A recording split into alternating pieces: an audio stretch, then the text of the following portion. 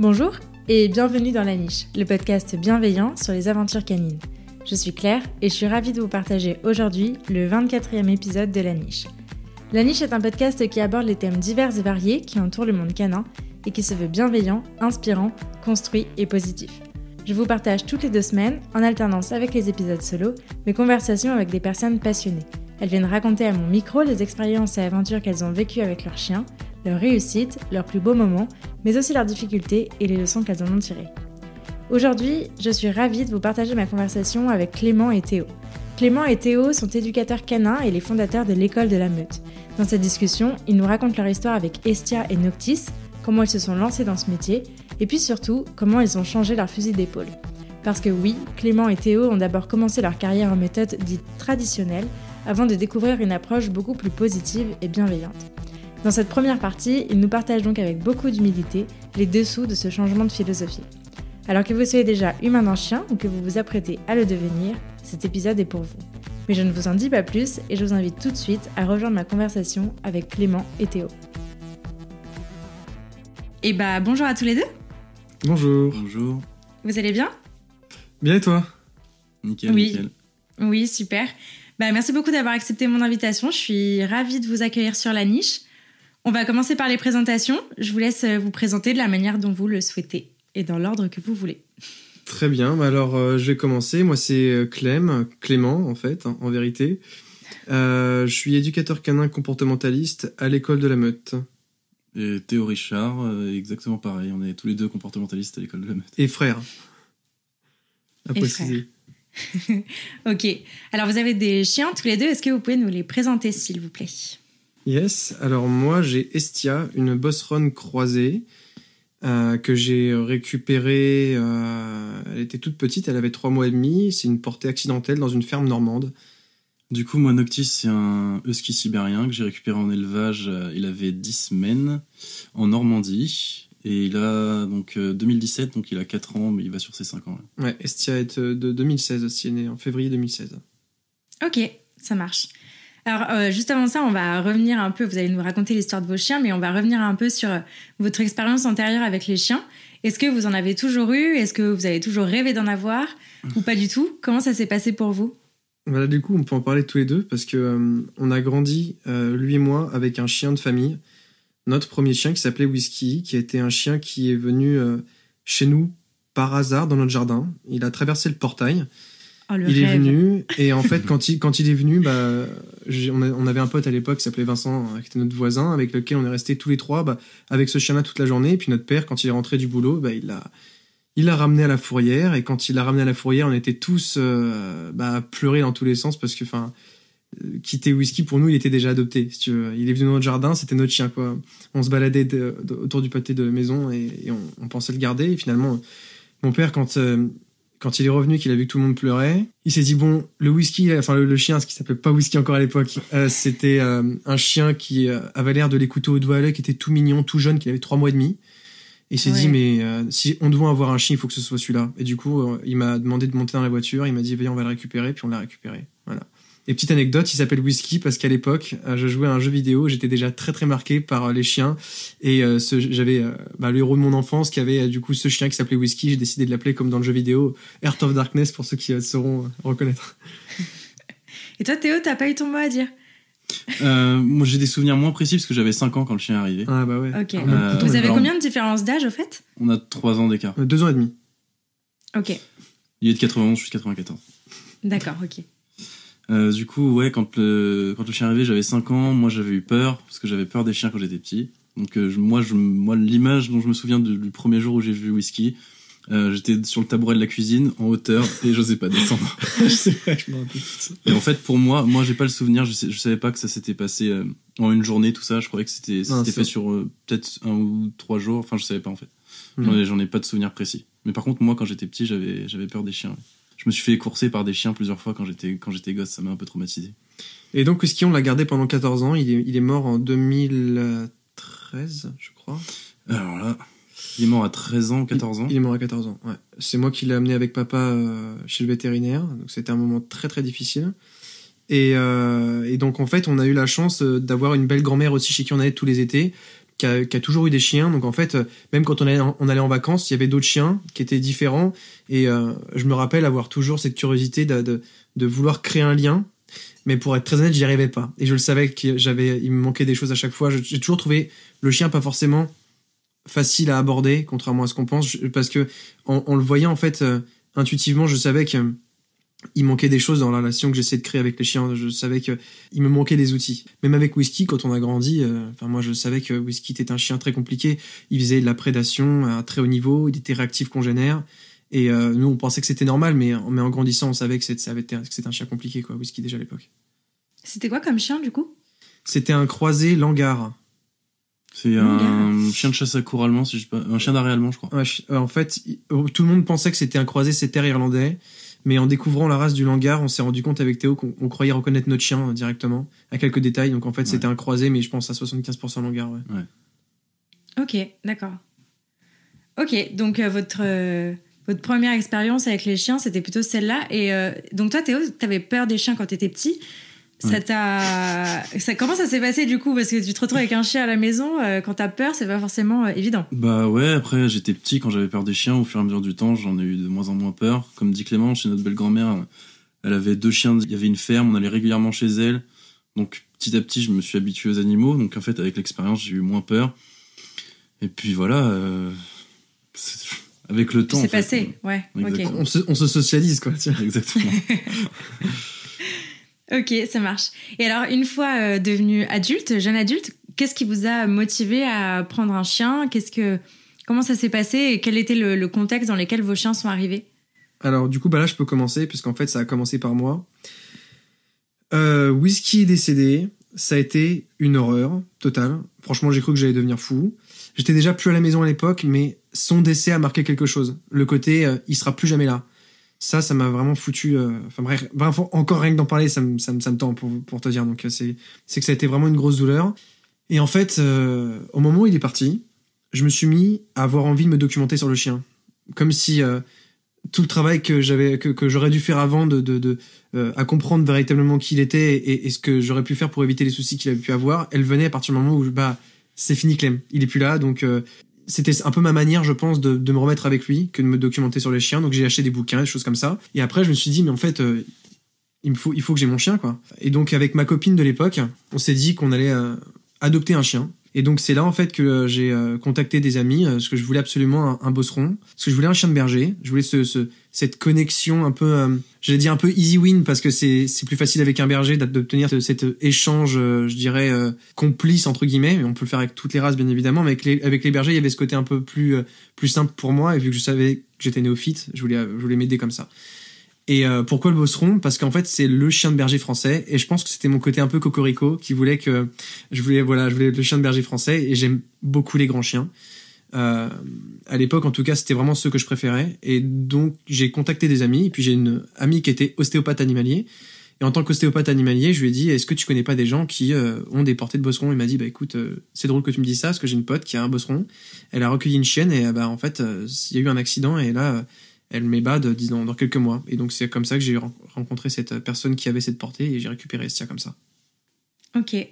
Moi du coup, en gros, nos parents ont divorcé, et donc il y a eu le décès de Whisky, nos parents ont divorcé. Mon frère a eu sa chienne, ma mère avait un chat avec qui j'étais très proche, et elle est partie avec le chat. Et tout ça a fait que je me suis retrouvé sans animal, ça me manquait terriblement. Je voyais mon frère avec sa chienne. Et du coup, voilà, je me suis dit, vas-y, il m'en faut un, moi aussi. Et comme j'ai toujours adoré les loups, et que le ski, le côté relation exclusive et le comportement autonome du chien, ça me plaisait beaucoup. Parce que j'ai toujours aimé beaucoup le comportement du chat, et je trouve que c'est une des races qui ressemble le plus au comportement du chat. J'ai été direct intéressé par le ski. Et du coup, j'en ai pris un. Et en fait, ce qu'il faut savoir, c'est qu'à ce moment-là, moi, j'allais voir mon éducateur canin à l'époque pour comme je t'avais dit, je m'intéressais aux chiens, je voulais ne pas reproduire les mêmes erreurs qu'avec Whisky. Du coup, je suis allé éduquer Estia du côté d'Amiens, voilà, pour du coup régler mes futurs problèmes de comportement. Je croyais arriver, voilà. J'avais peur de la prédation, j'avais peur d'un tas de choses parce que whisky c'était quand même compliqué, il y avait 0 rappel, enfin c'était très très compliqué. Et en fait en travaillant, je me suis dit que c'était quelque chose qui était très intéressant et Théo, vu que je le savais intéressé par le ski, je lui ai dit surtout il va pas falloir faire les choses à moitié au début, faut qu'on se lance faut qu'on fasse les choses correctement. En travaillant Estia un peu tous les jours, en aidant aussi Théo dans l'éducation qu'il avait avec Noctis, j'ai pensé, moi, du coup, à devenir éducateur canin. Et à ce moment-là, en fait, j'en ai parlé à Théo, et Théo, il m'a dit, mais à fond, je te suis à fond. Et on s'est lancé ensemble, en fait. C'est comme ça qu'on est rentré dans le métier d'éducation canine. C'est uniquement parce qu'on avait envie de régler les défis qu'on avait avec nos chiens, et que on a pris mais un panard monstre à travailler nos chiens tous les jours. Vraiment, ça a été notre grand déclic, quoi. Vos chiens sont arrivés quasiment dans la même période. Enfin, il y avait quelques mois d'écart. Ouais, un an d'intervalle, ouais. Ok. Et donc, pour tous les deux, c'est assez marrant parce que vous avez eu tous les deux forcément, vous avez un parcours de vie qui est quand même assez proche, étant donné que vous êtes frères. Mais en même temps, vos chiens ne sont pas arrivés non plus tout à fait dans le même contexte, avec les mêmes envies, avec les mêmes, avec les mêmes désirs. Donc, c'est intéressant. Ça a eu rien à voir. Et en fait, très tôt, on savait que les défis étaient très différents. Et on l'a vu tout de suite, puisqu'en fait, en tant que néophyte, on connaissait certaines races de chiens, etc. Mais on n'était pas vraiment implanté dans le monde canin et on manquait aussi pas mal de connaissances.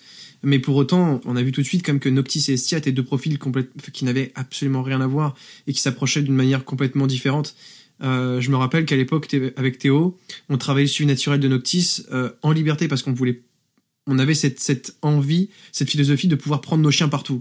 Et donc, pour pouvoir prendre nos chiens partout, on se disait, on veut le faire sans avoir besoin de trop d'outils qui contraignent le chien dans sa liberté de mouvement. On avait ce rêve un peu utopique au départ, mais qui nous a aidé finalement à arriver où on en est aussi, c'est que on s'est battu pour ça. On travaillait le suivi naturel de Noctis dans un stade de football. Alors que Estia, ça a été pratiquement... Ça m'a pas été donné parce qu'en fait, je l'ai fait tout de suite. C'est rétrospectivement que je me rappelle de la quantité de travail que j'ai fourni au tout départ quand j'ai eu Estia. À 3 mois et demi, Estia, je l'ai pris avec moi, je suis dans les champs, je l'ai détaché complètement et je faisais ma route. Et en fait, automatiquement, j'ai renforcé un suivi naturel et ces choses-là. Mais Noctis, lui, la première fois qu'on l'a détaché, il s'est barré. On était en Savoie. J'ai dit, t'es au bon, on va le détacher, on va voir ce qui se passait. Lui, il m'a dit, mais même pas la peine, si on fait ça, il se barre. Mais ça faisait très peur. Mais en plus, c'est mon gosse, quoi, mon chien. Forcément, Ah oui.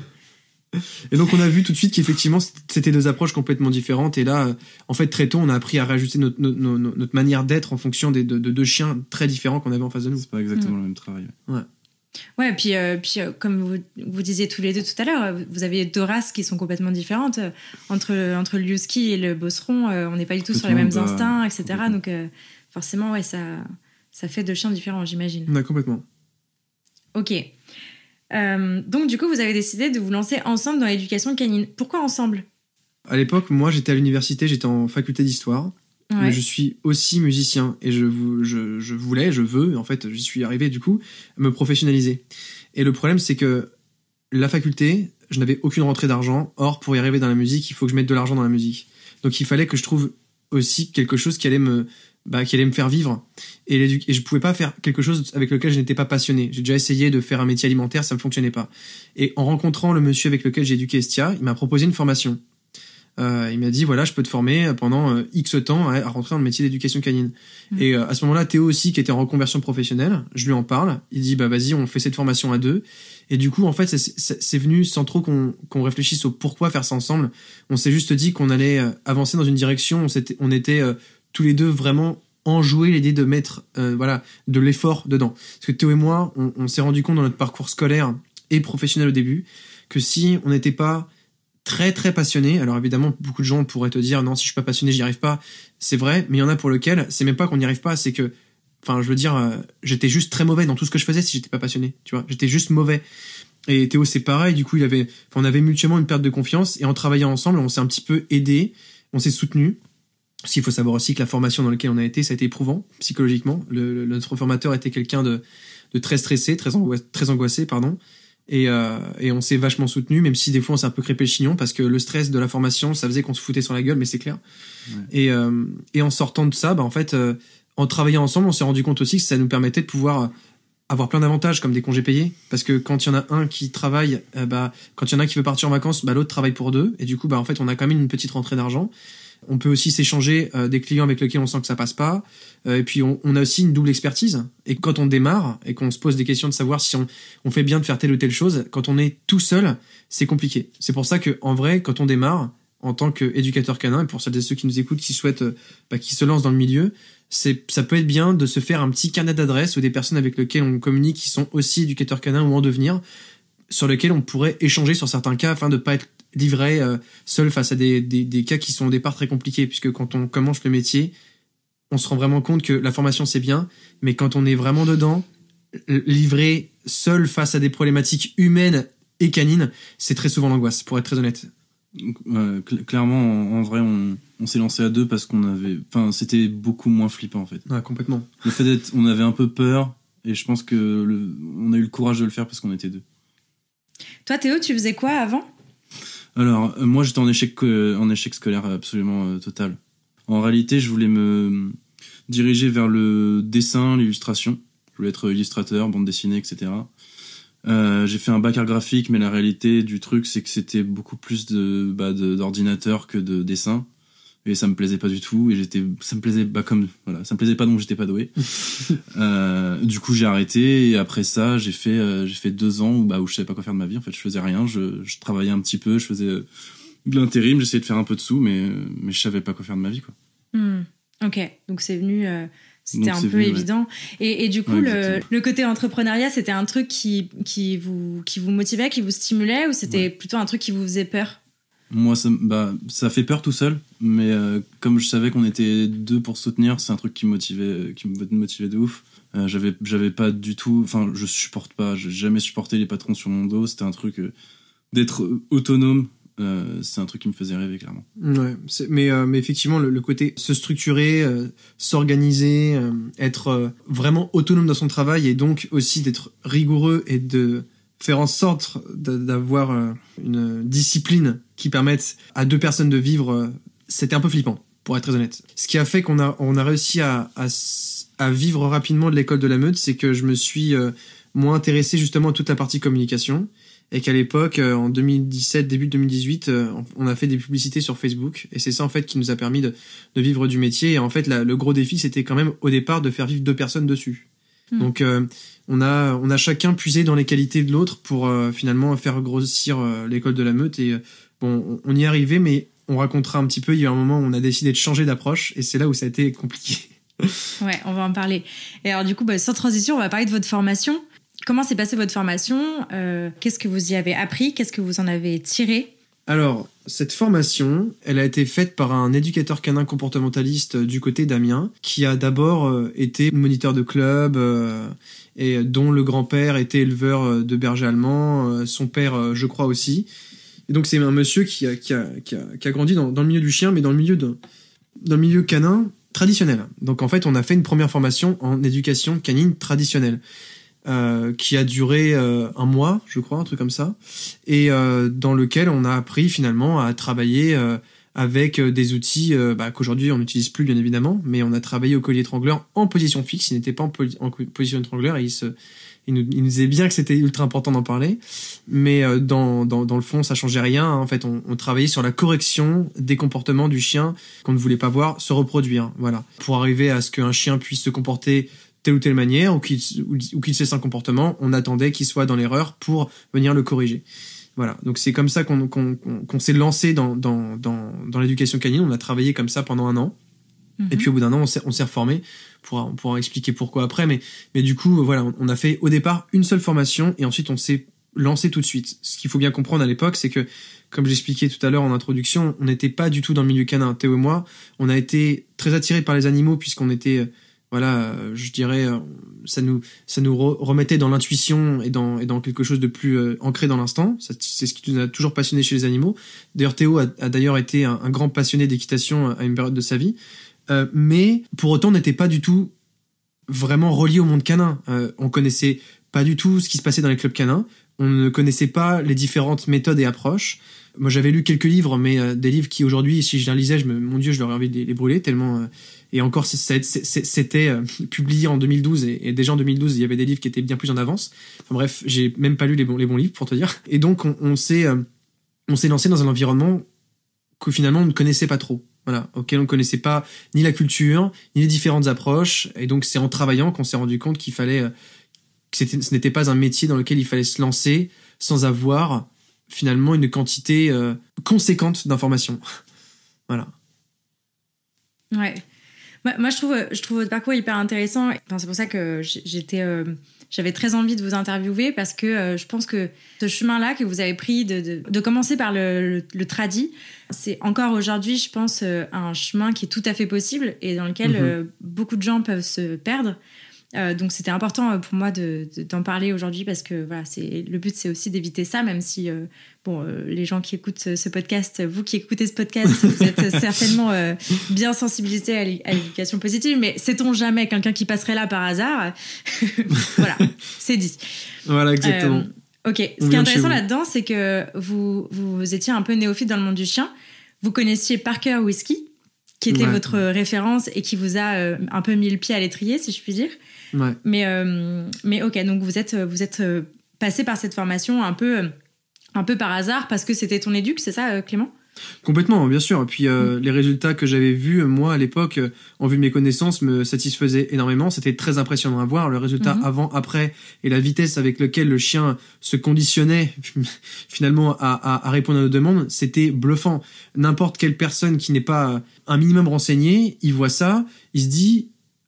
Waouh, le gars est trop fort. Il faut savoir aussi que cet instructeur avait un timing de réaction et une manière de réagir qui était quand même... Enfin, j'aime pas utiliser ce mot-là parce que ça fait... c'est une connotation médicale, mais c'était quand même très chirurgical. C'est-à-dire qu'il avait une précision de timing dans sa réaction qui faisait que je pense sincèrement que c'est l'un des meilleurs dans ce qu'il fait. Et c'est même pas forcément le plus violent, hein, parce que voilà, qui dit forcément éducation tradie dit forcément geste violent, qu'on se le dise, hein, c'est quasiment certain à tous les coups. Mais lui il avait un regard très précis, et c'est justement ça qui m'a attiré, c'est vraiment sa vision, sa précision, le charisme qui se dégageait de cette approche, puisque qu'on se le dise, quand tu vois arriver 15 chiens dans un stage intensif et que en 5 minutes les 15 marchent au pied, ah bah le néophyte que t'es, il fait ok, je pense qu'on va rester avec ce mec-là parce qu'il a l'air de savoir ce qu'il fait. Et en fait, c'était au moins on s'est embarqué là-dedans comme ça, et c'est aussi comme ça qu'on a vendu notre approche au départ. Nous on disait c'est très simple, vous venez, vous faites un test d'évaluation, c'est gratuit, votre chien il tire en laisse, vous sortez du test au bout d'une demi-heure, il tire plus. Et après, si jamais vous êtes intéressé, là on peut travailler avec vous. Et pour toutes les problématiques, on travaillait comme ça. Donc on n'avait pas du tout une approche comportementale. On se pensait comportementaliste puisque ce monsieur était éducateur canin comportementaliste, mais en fait on faisait que de l'éducation, et je mets des gros guillemets évidemment parce que pour moi ça n'est pas, mais vulgairement, voilà, le chien tire en laisse, on travaille sur une problématique d'obéissance, c'est entre guillemets de l'éducation, voilà. Et puis et voilà, problème solution, c'est ça, et surtout solution rapide. Et c'est finalement ce qui attire les gens, ce qui attire les personnes en reconversion professionnelle, c'est aussi la raison pour laquelle certains éducateurs canins ne veulent pas changer d'approche, parce qu'il y a ce côté facilité de résultats qui permettent aux clients de s'y retrouver. Et vu que évidemment on travaille en définitif plus avec l'humain qu'avec le chien, si l'humain est content, on a un retour positif. Et c'est ce qui fait aussi que c'est compliqué de changer d'approche, même un éducateur canin en tradi qui souhaite changer d'approche, il faut savoir que quand il change d'approche, il perd des clients, parce qu'il y a des personnes qui viennent aussi pour voir du tradi, faut bien le savoir. Les éducateurs canins sont aussi autant victimes entre guillemets du tradi par la non connaissance des personnes, et aussi des personnes qui veulent volontairement y aller. Et donc il perd des clients, et aussi il y a un moment où on bafouille parce que on maîtrise pas forcément du jour au lendemain le tradi 100% et positif 100%, donc on a une phase de transition qui fait qu'on se perd dans notre métier, et donc ça devient compliqué pour vivre. Et quand vous avez un crédit, des bouches à nourrir, etc., vous avez beau aimer votre métier, aimer les chiens, passer du tradi à l'éducation positive, je pense que ça peut être compliqué. Et nous, la chance qu'on a eue à ce moment-là, c'était que Théo et moi, on vivait encore chez nos parents. Et donc, on a pu aussi changer d'approche parce que, gagner 600 balles pendant 3-4 mois de suite, on a serré la ceinture, on sortait pas beaucoup, les vacances c'était compliqué, papa nous a aidés, mais voilà. Et ça, on sait aujourd'hui que si on en est là, c'est aussi un peu grâce à notre père, dédicace papa. Vous disiez tout à l'heure que c'était que vous avez fait une formation d'1 mois. Et Clément, tu soulignais le fait que tu t'étais rendu compte un peu plus tard que ça prenait du temps de devenir éducateur canin. Moi, clairement, je suis en plein dedans. C'est-à-dire que ça fait 1 an maintenant que je suis dans cette démarche de transition. Il me reste encore 6 mois de formation. Ça me paraît encore hyper long, mais tellement nécessaire. Enfin, clairement, là, je pourrais pas dire, allez... ciao, bye, j'ai fait 3 mois, on y va. Non, clairement, je me sentirais pas capable. Mais je tiens à souligner ça, cette histoire de temps pour changer, pour faire des transitions, pour changer de métier, pour apprendre un métier. Parce que clairement, ça se fait pas du jour au lendemain. Et on voit tellement de formations, même en positif, qui durent 1 mois, 2 mois, 3 mois. Et moi, ça me paraît dingue, en fait. Ça me paraît complètement dingue. Non, je suis parfaitement d'accord. Après, je sais quand même, par retour d'expérience et en avançant dans la vie, je me rends compte d'une chose quand même. Notamment, j'écoute aussi des podcasts sur l'entrepreneuriat. J'écoute beaucoup de podcasts d'ailleurs, dont les tiens, en vérité. Et en fait, d'ailleurs, j'ai écouté le podcast avec Corentin, parce qu'il faut savoir que c'est quelqu'un que je connais. Oui. Et j'étais agréablement surpris de le voir dans ton podcast. C'était cool. Je pense quand même qu'il y a une partie pratique dans ce métier, au-delà même de la pratique dans la formation. Il y a une partie pratique qui fait que on apprend malheureusement dans ce travail aussi en faisant. Et il y a une chose qui, justement, en s'étant fait reformer avec Théo, on s'est fait reformer sur pas loin d'1 an, au compte-gouttes, en faisant des formations d'appoint, en allant voir des confrères et des personnes qui proposaient des formations. Je me suis rendu compte, en fait, que on n'a jamais fini d'apprendre. C'est-à-dire que quand tu finis ta formation et que tu te lances, eh bien, tu te dis, j'aimerais en apprendre plus sur ce point-là, j'aimerais finalement éclaircir ces choses, rencontrer telle ou telle personne. Et en fait, je pense qu'il faut savoir dire stop aux formations, normalement, quand on se forme et qu'on se dit, ok, vas-y, je me laisse 1 an, je me forme, se lancer. Et dans le travail, quand on se met à travailler tel ou tel chien, telle ou telle problématique et tout, se dire, ok, bon, là, dans ce cas-là, il faudra peut-être que j'aille me faire former sur ce point, etc. Se refaire former tous les ans, ça, c'est une bonne chose.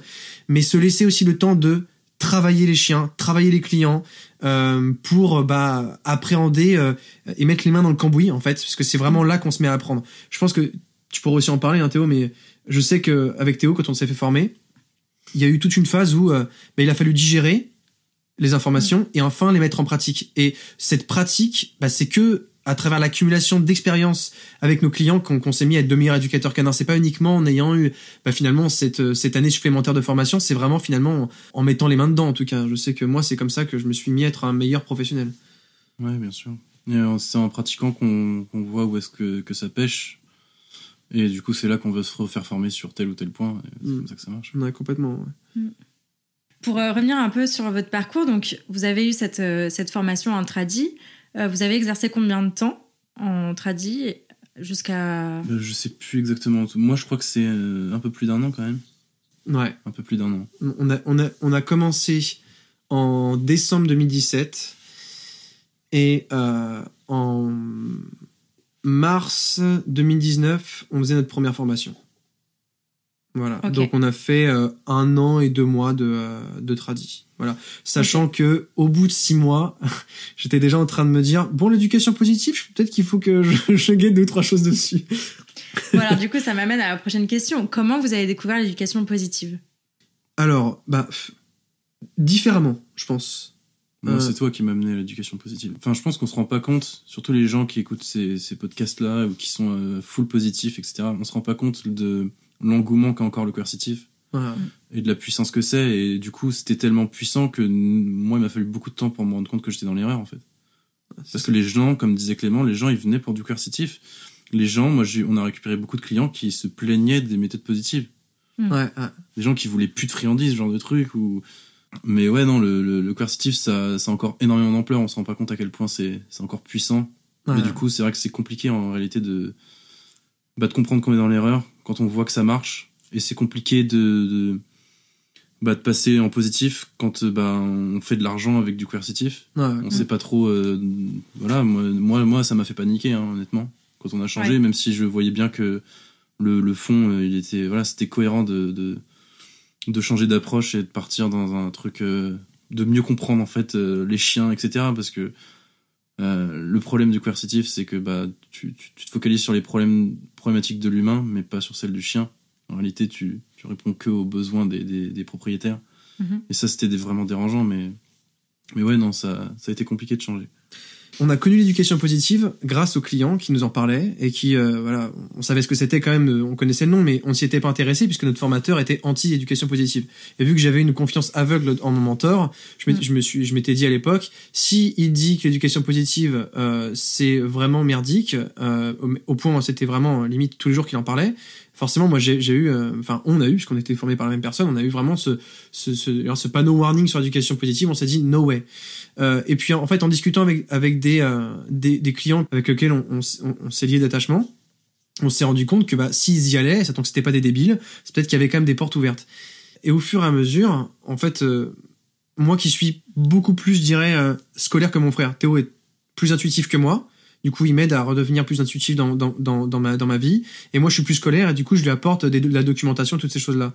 Et en tant que scolaire, en fait, je voulais absolument tout savoir sur tout. Donc, je me suis mis un peu à me documenter, à me faire dire que il ne pouvait pas y avoir que mon mentor et qu'il fallait que je m'ouvre aux autres choses. Et en fait, je me suis forcément intéressé à l'éducation positive et à l'intérêt. J'ai voulu me faire former, je savais pas où regarder et je me suis dit, la première des choses qu'il faut que je fasse, puisque on s'intéressait à l'éthologie de loin avec Théo, parce que notre formateur, lui, il disait qu'il faisait de l'éducation éthologique. Mais en fait, voilà, il appliquait la vision hiérarchique, on va dire, de l'éthologie des années 70. Hein, donc pour te dire à quel point il y avait vraiment, on manquait de mise à jour, voilà. Ouais. En fait, quand je me suis mis à me rendre compte que, en éthologie, la dominance, on se rendrait compte avec Barry Eaton qui en parle très bien que finalement, on n'est peut-être pas sur, je dirais, cette hiérarchie de meute interespèce, que ça ne peut pas fonctionner. D'ailleurs, voilà d'où vient le nom de l'école de la meute aussi, hein, c'est à quel point on voulait être les chefs de meute, hein, à l'origine ça vient de là, le nom.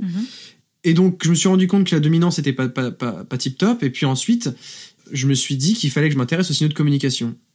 Et quand on s'est intéressé aux signaux de communication, en fait on se mettait à voir les dégâts de l'éducation traditionnelle.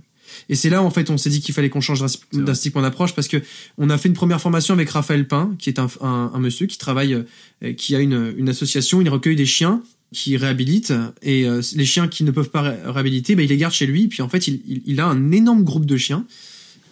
Il n'a pas de meute du coup. Voilà, la petite pause, petit aparté éthologie. Voilà, ce n'est pas une meute, c'est un groupe de chiens. En fait, il a un groupe de chiens qu'il a appris à gérer avec toujours des rentrées de nouveaux individus et des individus avec des problèmes de comportement. Donc en fait, on a fait une formation sur la création des groupes cohérents avec des problématiques de réactivité congénère. Donc on a fait une formation sur la signaux de communication, on s'est rendu compte, c'est vrai que là, si ce chien, quand il montre ce signal-là, il n'est pas du tout à l'aise, en fait, notre éducation, elle corrige le comportement, mais elle ne soigne pas l'état émotionnel du chien. Et donc là, on s'est dit, il faut qu'on retourne à l'école, mon gars. Et on s'est dit, ouais, comment on fait? Je sais pas. Est-ce qu'on y va chacun notre tour? Est-ce qu'on y va ensemble? Et puis on s'est dit, non, tu sais quoi, fait qu'on y va ensemble. Et puis on a commencé à voir Jérémy Seanda pour la réactivité humain congénère. On s'est renseigné sur, je dirais l'apprentissage en renforcement positif. Ensuite, on a fait une formation purement communication canine avec le docteur Charlotte Duranton. On a vu anxiété de séparation, peur avec Claudine Prudhomme. On a fait cognition animale avec Guillaume Bretzner. Enfin bref, on a vu un tas de personnes sur un an pour en fait changer de vision du chien et le voir vraiment comme un individu avec un état émotionnel qui est unique. Donc où les problèmes de comportement découlent d'une émotion qui n'est pas gérée par le chien ou qui peut venir directement de sa socialisation. En fait, on a tout repris depuis le début, si tu veux. En fait, on a vraiment tout repris de A à Z. Mais en quittant, ça marche. Et en fait, c'est ça. Mais surtout, ce qu'il fallait, c'était nous qu'on se déconditionne de notre vision hiérarchique du chien. Parce qu'il faut savoir que dans notre travail avant, tout problème de comportement venait du fait que le chien voulait prendre la place de leader. Et en fait, on ne voyait pas l'être émotionnel en premier. Et c'est ce qui fait que, voilà, Théo le disait très bien tout à l'heure, on réglait le problème de l'humain, mais pas le problème du chien, finalement. On a quitté le discours hiérarchisant, où on se disait qu'il fallait dominer le chien et que le chien, non, il ne fallait pas qu'il soit l'alpha au sein du groupe familial, etc. Et puis finalement, on s'est mis à savoir très bien aussi déconstruire ces approches-là, puisqu'on les connaissait par cœur. Et surtout, on s'est fait reformer de A à Z pour arriver aujourd'hui à une approche qui nous plaît, avec laquelle on travaille, de gaieté de cœur, surtout. Ouais, il y a un côté positif à avoir fait du coercitif, c'est que déjà la structure de nos programmes, elle a très peu changé finalement. Ah, ouais. La manière dont on structure nos programmes dont on bosse avec nos clients, ça nous a apporté un moyen de structurer nos trucs assez cool. En tout cas, pour ce qui concerne l'obéissance. Ouais, pour ce qui concerne l'obéissance. Pour le reste, de toute façon, on peut pas faire de rééducation en coercitif, ça n'existe pas. En traditionnel, il n'y a pas de rééducation comportementale, c'est une correction de comportement. C'est une correction de la conséquence. On annule un comportement. Exactement. On supprime. On inhibe les comportements. On inhibe, c'est ça. Ouais, exactement. Et voilà, et puis on est capable. Enfin, moi, je sais expliquer aux gens pourquoi le coercitif c'est pas bien. Et voilà, je peux le dire directement, genre je sais de quoi je parle, je l'ai fait, j'ai pratiqué. Mais voilà, après c'est vrai que de commencer en full positif, c'est pas un mal non plus, c'est même très bien. On le fera aujourd'hui. Je pense que si jamais aujourd'hui on devait refaire une formation, on aurait fait une formation longue sur 1 an pour être certain d'avoir toutes les bases en éthologie et pas devoir aller voir la terre entière 10 fois pour ensuite avoir les notions qu'on a aujourd'hui.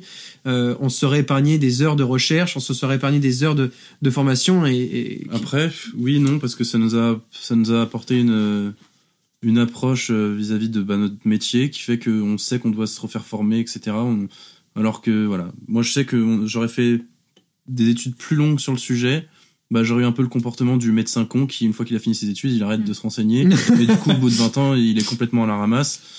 Ça nous apporte ça là. Je trouve que ça nous a permis d'avoir cette approche un peu plus je sais pas si on peut dire scientifique ou remise en tout cas on se remet beaucoup plus en question. On essaie, je sais qu'on n'arrêtera jamais d'apprendre et ça c'est cool. Après, je pense que celles et ceux qui se forment et qui font une formation longue aussi, s'ils ont une approche, je dirais, éthologique forte, ils savent que du coup, l'éthologie est une science qui évoluera en permanence et que du coup, se refaire former pour rester, je dirais, à jour, c'est une chose qui, c'est inévitable. C'est nécessaire, ouais.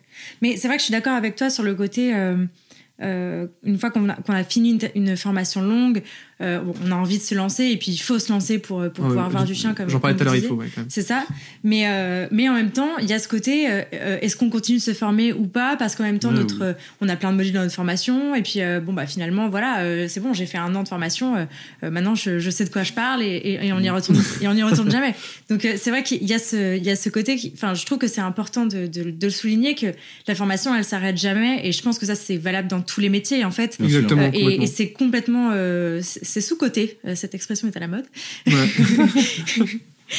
Je trouve que on en parle pas suffisamment, parce que même moi j'ai fait 6 ans de droit, donc à la base j'étais quand même plutôt partie sur quelque chose, voilà, j'avais fait mes 6 ans de droit. Par contre après franchement je pensais pas continuer de me former, j'apprenais sur le terrain, on continue d'apprendre en faisant, mais vraiment d'aller continuer de refaire des formations, etc., c'est franchement pas un truc qu'on nous apprend à faire en fait.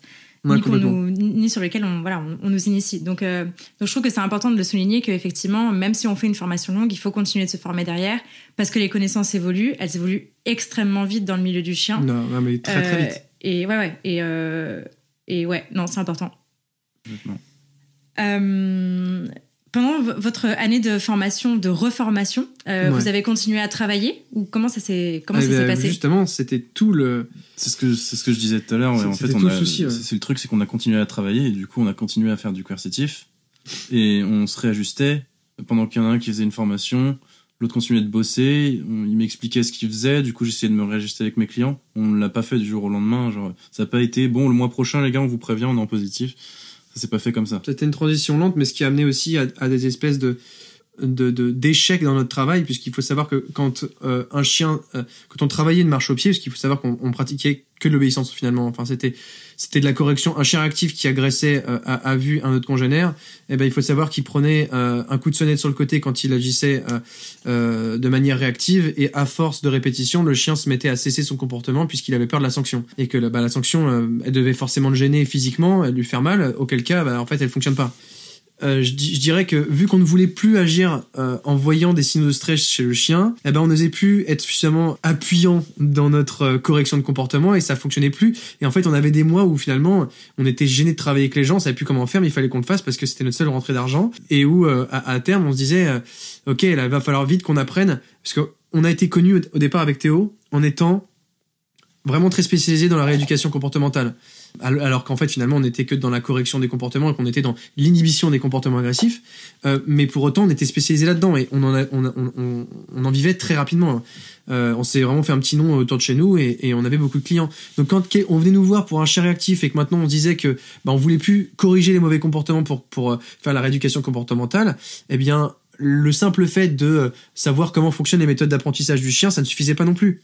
Parce qu'il fallait maintenant connaître les zones de confort, les signaux de stress, remarquer les signaux de stress en sachant observer les tensions musculaires, savoir contre-conditionner, savoir appliquer, je dirais, des renforcements sur des bonnes gestions d'émotions, savoir agir, connaître la règle des 3D, mais savoir le faire aussi dans un contexte de rééducation. Enfin bref, c'était vraiment quelque chose qui n'avait absolument rien à voir. Et finalement, la rééducation comportementale à proprement parler, sur la formation de Jérémy Serinda, par exemple, ça aurait été très compliqué. Mais même, ça a été même après la formation de Jérémy Serinda, où à force de travailler sur tous les profils, on s'est dit, mais en fait, c'est vraiment en faisant, maintenant qu'on a les outils, la caisse à outils de la rééducation comportementale en méthode positive, il y a aussi tout l'aspect, je dirais, vraiment, savoir se positionner, je dirais, au niveau individualité du chien, en connaissant vraiment sa zone de confort et de savoir aussi, en fonction de savoir s'il est dans sa zone rouge, comment est-ce que lui réagit. Parce qu'après, vous avez des chiens qui réagissent par la fuite, d'autres qui réagissent par la réactivité agressive. Et ce qui est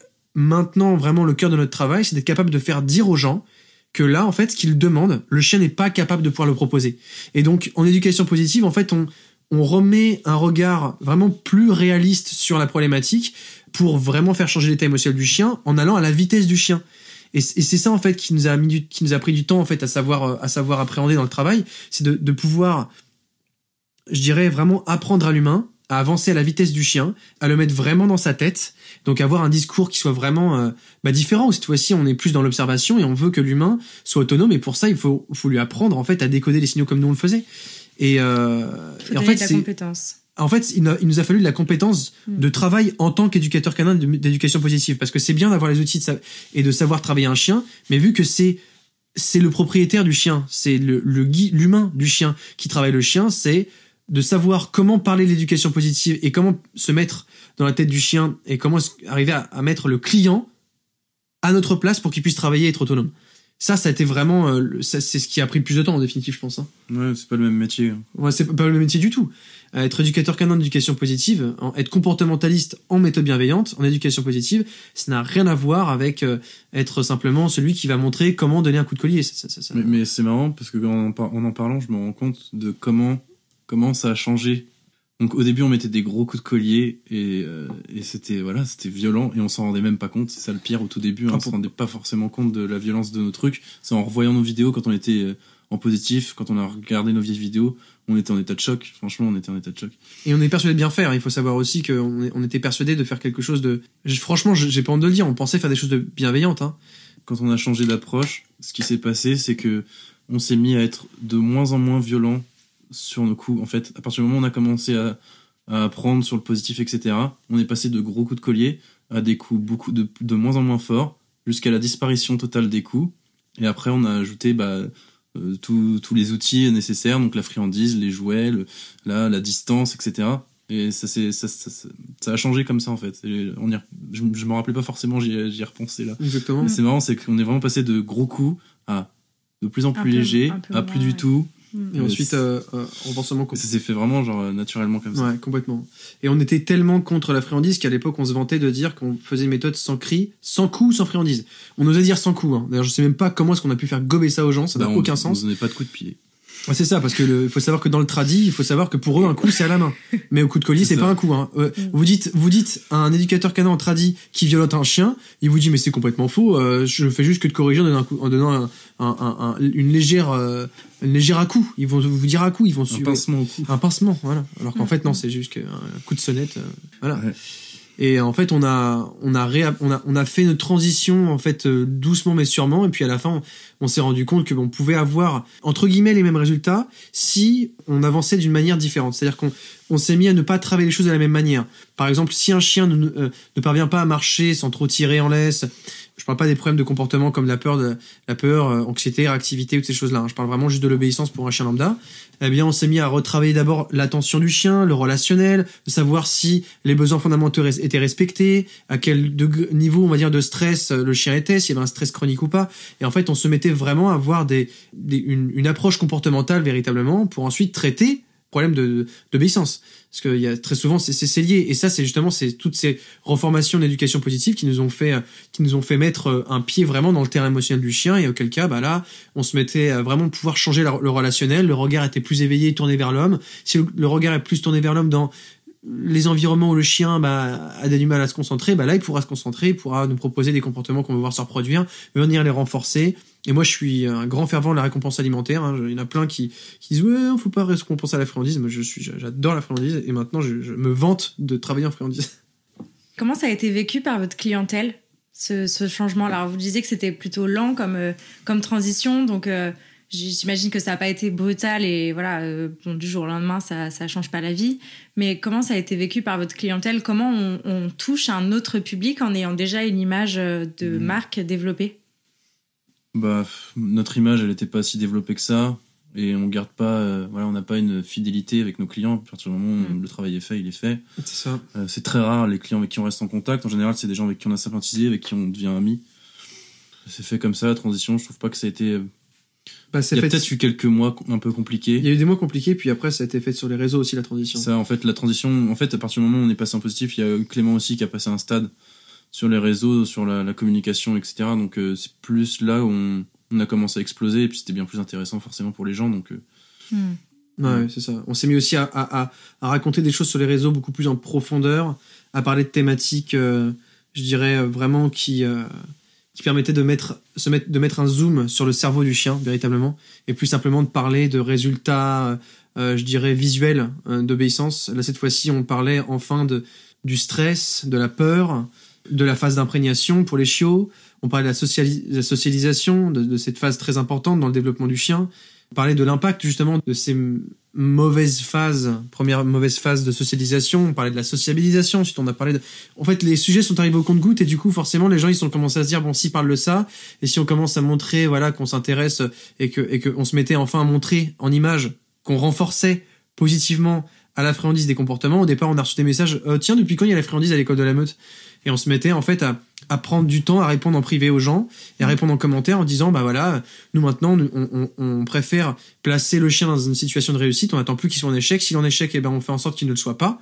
Et pour ça il faut connaître on va dire les zones de tolérance du chien, les diviser en trois zones, verte, orange et rouge, et on fait en sorte qu'il ne se déclenche pas, et quand il propose un bon comportement, boum, on marque le comportement et on le récompense.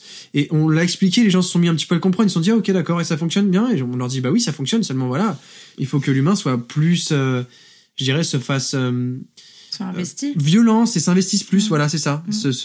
Vraiment comprenne que son chien, quand on dit que c'est un être sensible doté d'émotions, là maintenant, plutôt que de simplement le dire, on va le voir, on va le penser, on va le faire aussi, on va le prendre en compte, voilà.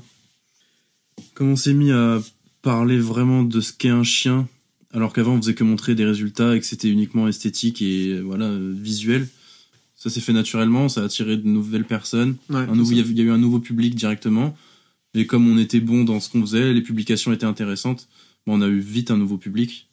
C'est vrai que je pense qu'il y a eu des déçus, je pense qu'il y a eu d'anciens clients qui ont vu notre contenu et qui ont dû se désabonner, c'est sûr, il y en a eu même sûrement beaucoup. Mais en vrai, ça nous fait rire maintenant. C'est pas grave, tout le monde fait des erreurs. Mais il faut savoir qu'au moment où on a fait la transition, il y a eu une phase où on a rappelé pratiquement tous les clients avec lesquels on avait encore le numéro, et on leur a dit on vous refait tout le programme revisité de A à Z gratuitement en éducation positive. Et toutes celles et ceux qui voulaient refaire le programme à l'époque qui s'appelait le programme Chien à l'écoute d'obéissance standard en 4 leçons, on travaillait en leçon 1 la marche au pied, en leçon 2 croisement congénère, en leçon 3 stop rappel, en leçon 4 l'exercice sans laisse avec suivi naturel sans laisse, rappel sans laisse et marche au pied sans laisse. Donc c'était vraiment l'éducation l'obéissance de base, mais qui permettait aux gens de pouvoir prendre leur chien partout. Mais on a tout revu en éducation positive, voilà. Et après pour la partie comportementale, évidemment, c'est c'était pareil. Si les gens voulaient nous revoir, c'était ok. Mais on est devenu comportementaliste, vraiment à la fin de cette année de formation. On a pu comprendre. Au départ, on a fait les signaux de communication. Ensuite, on a fait réactivité humain congénère. Ensuite, on a fait l'anxiété de séparation. Ensuite, on a travaillé sur la peur. Et c'est à la toute fin, finalement, qu'on s'est dit, ok, là maintenant, on a enfin toutes les armes nécessaires à pouvoir travailler sereinement, quoi. Vous avez pas changé de nom, du coup, non, volontairement. Entre ces deux. Ça sonne bien l'école. Ces deux phases, ouais. Pourquoi c'était quoi comme qu'est-ce qui a motivé ce choix de pas changer de nom? En fait, il y a une période où on a voulu changer de nom. On a failli s'appeler Conscience Canine. Conscience Canine, ouais. Et en réalité, l'école de la meute, ça sonne super bien. Et puis, oui, pour le coup, là, on a commencé à être connu avec ce nom. Ouais. Et même en positif, en fait, en réalité, on était déjà connu avec ce nom, donc on a préféré le garder. Je trouve que c'est une marque stylée. En fait, il y avait un côté catchy dans le nom de l'école de la meute qui nous a plu au tout départ. Et c'était aussi un moyen pour nous de pouvoir nous rappeler d'où on venait. On veut pas l'oublier, sans pour autant, je dirais, en faire tu sais, un cheval de croix en mode ouais, l'éducation tradie, on vient de là-bas, c'est de la merde, maintenant il faut que ce soit en positif. Je pense que notre travail se suffira à lui-même, et quand on en parle, on est content d'en parler, tu vois. Genre moi en vrai, c'est la première fois que Théo, moi, on parle de notre parcours comme tu nous le demandes de le faire là, et c'est pour nous très important de pouvoir communiquer dessus. Mais pour autant, le mot meute a encore de beaux jours devant lui. C'est-à-dire qu'il est encore malheureusement employé même par des personnes qui pour autant connaissent très très bien l'éthologie et toutes ces choses-là anormalement. Et en fait, ce mot est encore employé. Et en fait, ça me permet de pouvoir être, je dirais, un petit peu fédérateur, parce que tu vois, le mot l'école du chien, il existe déjà. Il y a déjà l'école du chien qui existe. Et en fait, l'école de la meute, c'est un moyen détourné de pouvoir dire, venez à l'école. Parce que pour nous, en fait, on voulait garder cette philosophie de, quand vous allez venir chez nous, on veut que vous soyez ouverts à apprendre des choses. Ce qui va faire que vous allez arriver à régler vos problèmes, c'est si vous ouvrez à l'apprentissage. Et nous, en fait, ce qu'on veut, c'est que les gens viennent avec cet esprit ouvert de je vais à l'école. Donc, quand on va à l'école, on sait qu'on y va pour apprendre, si tu veux. Donc, on voulait garder ce truc-là. Et Conscience Canine, ça avait un côté cool, mais c'était moins pertinent, moins catchy, quoi, tu vois. Et donc, on s'est dit, c'est quoi, au pire, on garde. Si un jour, dans 20 ou 30 ans, tout le monde se met passe plus. Voilà, que le mot meute passe plus, là, à la rigueur, on le perdra. Mais éthologiquement, une meute, c'est un groupe familial. Le groupe familial, c'est papa, maman qui font des petits des différentes générations qui forment un groupe. Et ce groupe, cette grande famille, c'est une meute.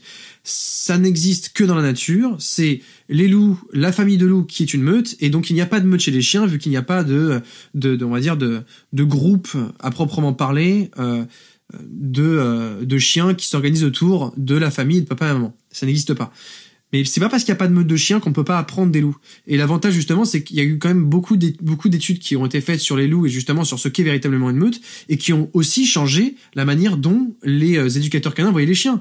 Et si justement on s'est rendu compte que la meute n'était pas dirigée par un mâle alpha qui mettait tout le monde en pièces, et ça pouvait aussi permettre aux gens de voir le chien différemment. Et nous, aujourd'hui, s'appeler encore l'école de la meute, ça nous permet de pouvoir en parler. Et justement dire, non, mais en fait, la meute, c'est ça. Et ça permet aussi de pouvoir éloigner les gens, grâce à la curiosité de pourquoi vous appelez comme ça, de pouvoir leur mettre un pied dans l'éthologie moderne, finalement. Moi, je trouve que le vrai problème, si on devait parler de problèmes liés au nom, c'est le nom de notre métier.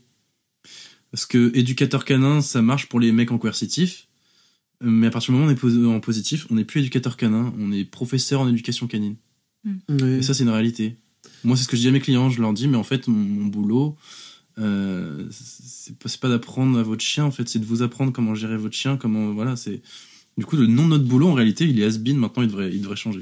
Moi, je préfère le nom anglais, honnêtement, quand les anglophones s'appellent dog trainer, je trouve que c'est plus pertinent, parce qu'en fait, quand moi, je travaille avec un chien, c'est la terminologie que j'emploie, je dis, je vais entraîner votre chien. Je vais vous apprendre vous allez faire un entraînement. Là, j'entraîne le chien à la connexion dans l'environnement humain. Si votre chien, on a une problématique de réactivité ou juste d'obéissance, eh bien, d'abord, on va corriger le lien. Et pour corriger le lien, pour créer une connexion, si on veut pouvoir rediriger correctement ou bien capter l'attention du chien, on va travailler la connexion. Et donc, ça va être un entraînement qu'on va appliquer. Et donc je préfère dire behavioriste et dog trainer. Je trouve que c'est plus pertinent. Et c'est pour ça qu'aujourd'hui avec Théo, on préfère dire qu'on est comportementaliste plutôt que dire qu'on est éducateur canin pour en parler. Ouais. C'est vrai qu'éducateur canin, ça parle un peu à tout le monde, même si c'est ça. Même si en fait peu de gens ont une image calquée sur ce que c'est réellement. Mais voilà. Mais c'est intéressant parce que c'est mon amie Manon de Good Doggy qui est venue plusieurs fois sur la niche, qui avait dit ça dans un épisode aussi, qu'elle était professeure de la matière chien et qu'elle n'était pas vraiment éducateur, quoi. Mais c'est très vrai. C'est très vrai. Ça porte à confusion pour nos clients, ça porte à confusion. Hein. Ça m'arrive de temps en temps de tomber sur des gens qui pensent que je vais faire le boulot de A à Z.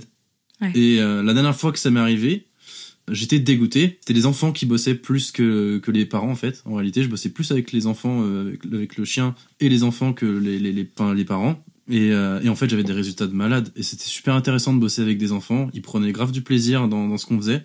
Et on a arrêté parce que la dame voulait que je fasse le boulot à leur place, quoi. Et ça m'a vraiment fait chier parce que j'adorais bosser avec ces gosses. Ouais, puis il y a un côté cool à travailler avec des enfants, je trouve. Et je pense que c'est un truc que je développerai quand je serai pro là-dedans. Les enfants, c'est les humains de chiens de demain.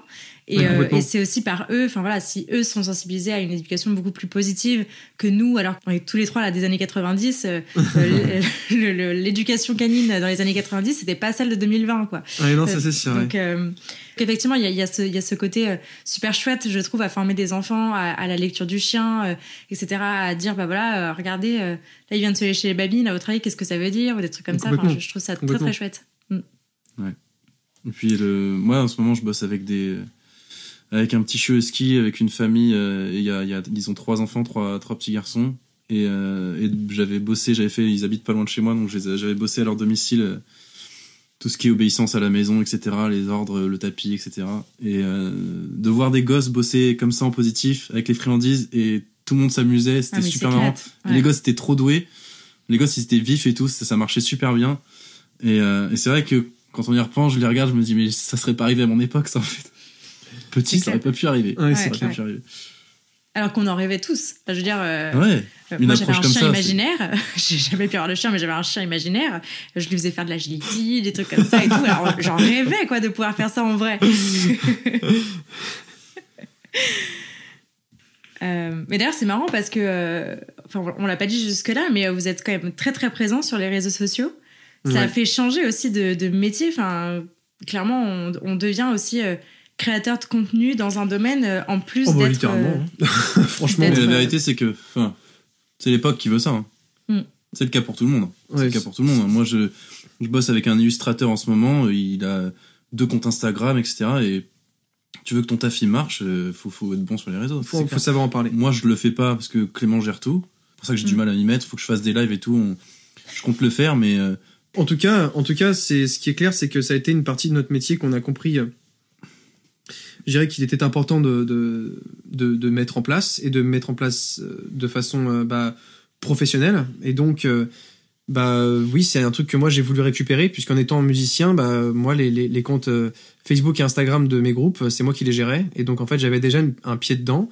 J'ai géré celui de l'école de la Meute. Et en fait, ce qui nous a fait ce qui fait qu'aujourd'hui on est dans le podcast de La Niche, c'est parce que le compte Instagram a bien monté, mais il est monté très vite grâce au format réel et qui découle en fait de notre compte TikTok. À l'origine, moi j'ai surtout voulu me lancer dans TikTok parce que je sentais que c'était le réseau social de demain.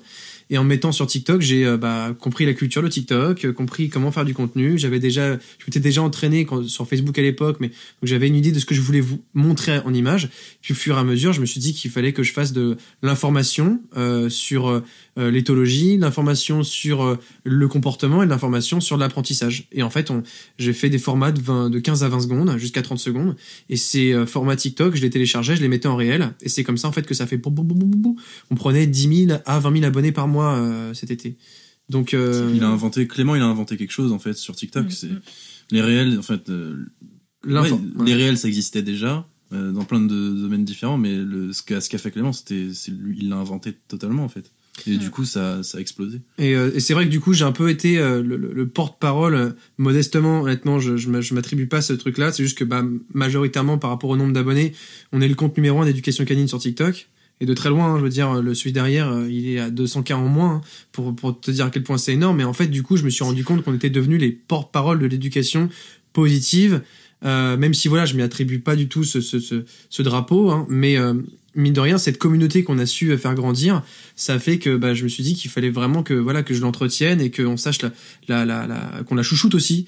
Et c'est pour ça qu'on fait beaucoup de live, parce que c'est le meilleur moyen aussi de savoir avec qui qui y a derrière, qui interagit avec le contenu, qui aime, quelles questions reviennent. Ça permet aussi de se rendre compte, parce qu'avec ce grand échantillon, de savoir quelles sont les problématiques finalement qui sont récurrentes. On se rend compte que les problématiques récurrentes, c'est 0 rappel, réactivité congénère et fugue. Bon, fugue, c'est parce que 0 rappel, mais t'as prédation, tir en laisse, réactivité congénère. C'est vraiment les 3 points et anxiété de séparation. C'est vraiment les 4 points où vraiment les gens ils savent plus quoi faire. Et donc on utilise les réseaux maintenant comme source de partage d'informations sur l'éducation canine et spécifiquement nous en tout cas sur l'éducation positive. Moi, je suis vraiment hyper admiratrice de votre parcours. Enfin, déjà, rien que le fait de changer de voie, de changer de fusil d'épaule, littéralement, parce que c'est vraiment ça que vous avez fait. Déjà, ça, je trouve ça hyper courageux, parce que, comme vous le disiez tout à l'heure, c'est pas évident de dire du jour au lendemain, enfin pas du jour au lendemain, mais de dire tout ce qu'on vous a donné là durant ces dernières années, en fait bullshit. Voilà, c'est ça, bullshit total. Non, c'est pas évident, et en plus de ça, de se lancer sur les réseaux et de devenir aujourd'hui les porte-parole que vous êtes sur l'éducation canine bienveillante, qui véhiculait un message. Qui est le même que j'essaie de véhiculer par ce podcast-là. Complètement, bien sûr. Je trouve ça vraiment, vraiment chouette. Donc, bravo pour votre parcours. Merci beaucoup. Merci beaucoup de vous être rejoints à ma conversation avec Clément et Théo et de l'avoir écouté jusqu'au bout. Mais attention, elle ne s'arrête pas là. On avait encore 1000 choses à raconter et à vous partager. Alors rendez-vous dans 2 semaines pour la suite de cette discussion passionnante. J'espère en tout cas que ce nouvel épisode vous a plu, et si c'est le cas, je vous invite à en parler à des amis qui pourraient aider et à le partager sur les réseaux sociaux en nous taguant @l'école de la meute et @lanicheaventure. Si vous souhaitez soutenir ce projet, vous pouvez aussi me laisser une note et un commentaire sur la plateforme que vous utilisez pour m'écouter, car ça aide beaucoup le podcast à se développer. Pour enrichir votre écoute, n'hésitez pas à visiter mon site laniche-aventure.fr. Enfin, pensez à vous abonner et à me suivre sur Instagram pour ne rien rater des prochains épisodes. Ils arrivent très vite. D'ici là, prenez soin d'eux, prenez soin de vous, et je vous dis à la prochaine!